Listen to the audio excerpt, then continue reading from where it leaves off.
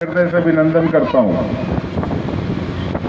और यहाँ मौजूद जितने भी बच्चे हैं मैं उन सभी को आशीर्वाद देता हूं कि बाबा साहब अम्बेडकर के पद चिन्हों पर चलते हुए वे अपने जीवन में एक बहुत बड़ी उपलब्धि हासिल करें, एक काबिल इंसान बने, पढ़े लिखें, क्योंकि बाबा साहब भीमराव अम्बेडकर जी का ही एक नारा था, शिक्षा वो शेरनी का दूध है जिससे व्यक्तित्व का निर्माण होता है। और हमारे देश की भी जो सरकार है, हमारे भारत की सरकार हो, उन्होंने भी एक नारा दिया कि शिक्षा को आगे बढ़ाना है, प्रत्येक बच्चे को शिक्षित करना है।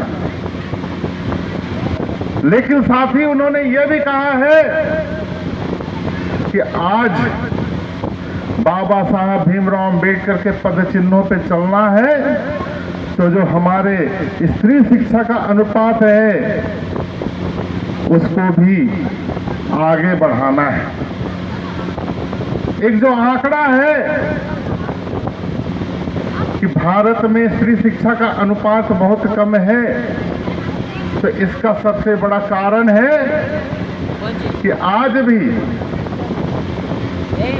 ऐसे कई गांव हैं, कई क्षेत्र हैं जहां पर बच्ची अगर जन्म लेती है तो उसे बोझ समझा जाता है। मैं आज इस मंच से यही कहना चाहूंगा कि बेटा बेटी एक समान, बेटियां घर का बोझ नहीं होती हैं, बेटियां घर की लक्ष्मी होती हैं।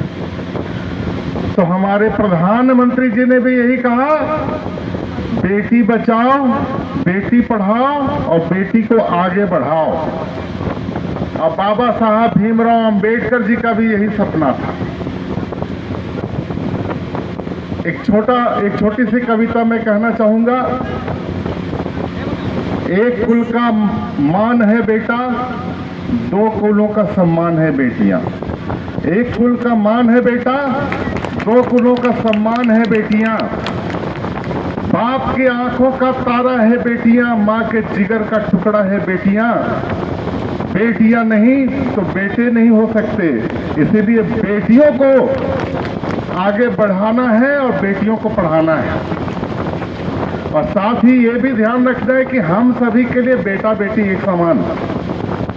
तो बाबा साहब भीमराव अम्बेडकर जी का भी यही एक उद्देश्य था। दूसरी चीज है कि बाबा साहब भीमराव अम्बेडकर जी का जन्म 14 अप्रैल के दिन हुआ और 1891 में हुआ। और ये वो समय था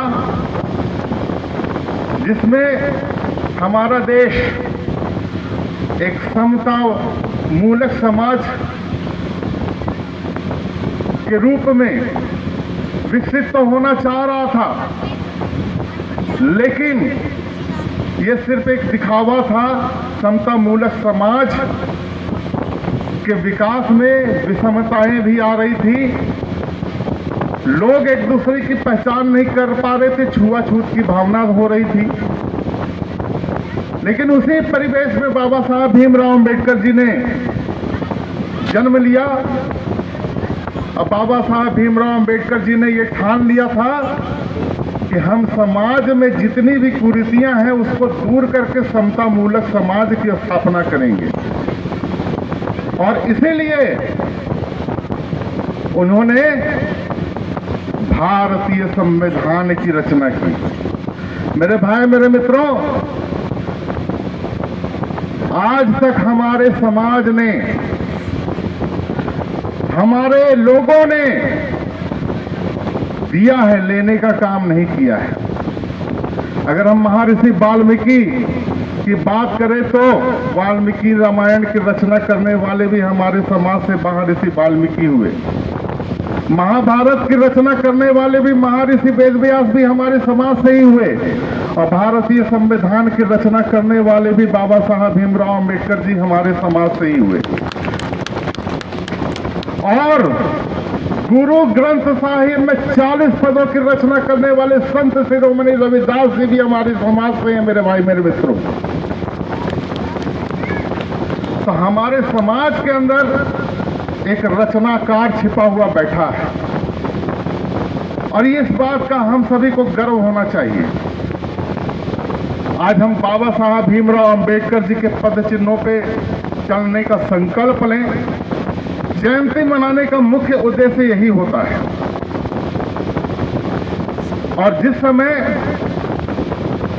हम बाबा साहब के आदर्शों को अपनाएंगे निश्चित तौर पे है कि टंडवा जो है सो 10 कदम आगे बढ़ेगा और जब टंडवा 10 कदम आगे बढ़ेगा तो सिमरिया विधानसभा क्षेत्र 20 कदम आगे बढ़ेगा और जब 20 कदम सिमरिया विधानसभा क्षेत्र बढ़ेगा तो 30 कदम आगे हमारा चतरा जिला बढ़ेगा और चतरा जिला जब 30 कदम आगे बढ़ेगा तो 40 कदम हमारा झारखंड बढ़ेगा और जिस समय झारखंड 40 कदम आगे बढ़ जाएगा तो हमारा देश जो है 100 कदम आगे बढ़ जाएगा मेरे भाई मेरे मित्रों।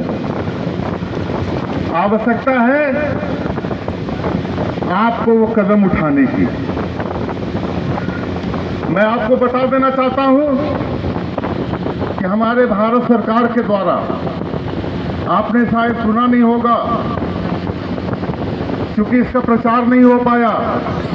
भारत सरकार के द्वारा बाबा साहब भीमराव अंबेडकर के जीवन से जुड़े हुए 5 स्थानों को चयनित किया गया है और उसे पंचतीर्थ योजना के रूप में विकसित किया गया है मेरे भाई मेरे मित्रों। और पहला जो स्थान है जहां पर बाबा साहब भीमराव अंबेडकर जी ने जन्म लिया था यानी मध्य प्रदेश का महू स्थान। उस महू में 3.5 एकड़ भूमि का अधिग्रहण किया गया और बाबा साहब अंबेडकर के जीवनी से संबंधित संग्रहालय म्यूजियम वहां पे बनाए गए हैं। वहां पर बाबा साहब अंबेडकर के नाम से स्कूल भी है, कॉलेजेस भी है और धर्मशालाएं भी, जिसका रखरखाव हमारे ही समाज के लोग कर रहे हैं वहां पे। और साथ ही साथ जहां बाबा साहब भीमराव अंबेडकर जी ने नागपुर में दीक्षा ली थी, बौद्ध धर्म को अपनाया था, उस नागपुर में भी जहां बाबा साहब भीमराव अंबेडकर जी ने दीक्षा ली उस स्थान को भी चयनित किया गया और उस स्थान में वहां पर भी यूनिवर्सिटी बनाई गई है, वहां पर भी स्कूल कॉलेजेस बनाए गए हैं। वहां के लोग बेरोजगार जो लोग थे उनको रोजगार से जोड़ा गया। और तीसरा स्थान आता है जहां बाबा साहब भीमराव अंबेडकर ने लंदन में जहां वकालत की पढ़ाई करते थे, उस जगह का नाम है 10 किंग हेनरीज रोड। वहां जिस मकान में रहते थे उस मकान को खरीद लिया गया और उस मकान में बाबा साहब जिसके वकालत के कार्यकाल में जितनी भी चीजें थी उनको संग्रहालय के रूप में विकसित किया गया है मेरे भाई मेरे मित्रों। और वहां पर भी जा करके हम लोग रुक सकते हैं, ठहर सकते हैं, वहां पर भी देख सकते हैं। फिर है मुंबई का इंदु मिल जगह, जहां पर बाबा साहब का विशेष लगाव था। अब बाबा साहब भीमराव अंबेडकर जी के पिताजी भी वहीं पे कार्यरत थे। उस जगह को भी जो है सो डेवलप किया गया है।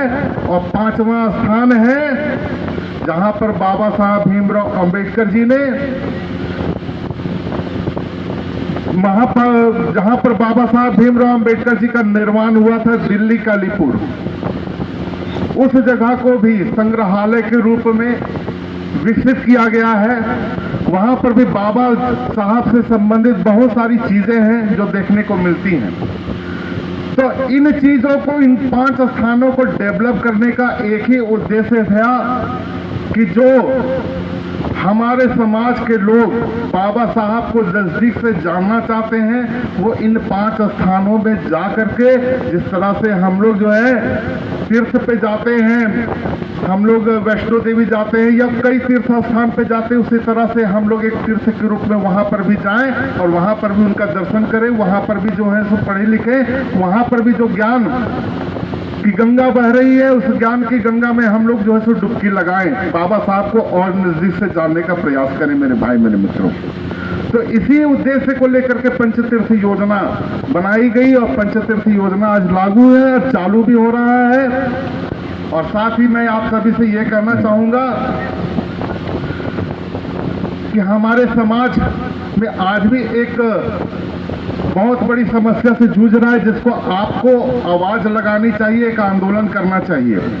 और आंदोलन है कि झारखंड में सीएनटी एक्ट लगने के कारण हम अपने संपत्ति का, अपने बच्चों के बीच में संपत्ति को नामांतरण नहीं कर सकते। हमारे सीएनटी एक्ट के कारण हम बैंक से लोन नहीं ले सकते। अभी एक घटना घट करके आ रही थी कि एक पिता था, उसको अपनी बेटी के लिए शादी के लिए पैसे इकट्ठे करने थे, बैंक से लोन लेने के लिए गया, लेकिन उसको बैंक से लोन नहीं मिल पाया, क्योंकि जमीन जो है हमारे सीएनटी में आती है। तो मेरा यही आग्रह है आप सभी से कि हम सभी मिलकर के सरकार से यही आग्रह करें कि सीएनटी एक्ट के कानून में कुछ सरलीकरण हो, कुछ ऐसा प्रावधान भी जोड़ा जाए कि हम लोगों को लोन मिल सके, हम संपत्ति का हस्तांतरण कर सके मेरे भाई मेरे मित्रों। और साथ ही साथ मैं आप सभी से पुनः यही कहना चाहूंगा कि बाबा साहब भीमराव अंबेडकर के आदर्शों पे चलना ही बाबा साहब की सच्ची श्रद्धांजलि है। और आइए हम सभी संकल्प लें कि बाबा साहब भीमराव अंबेडकर के आदर्शों पे चलेंगे। इन्हीं चंद शब्दों के साथ अपनी वाणी को विराम देता हूँ। जय भीम।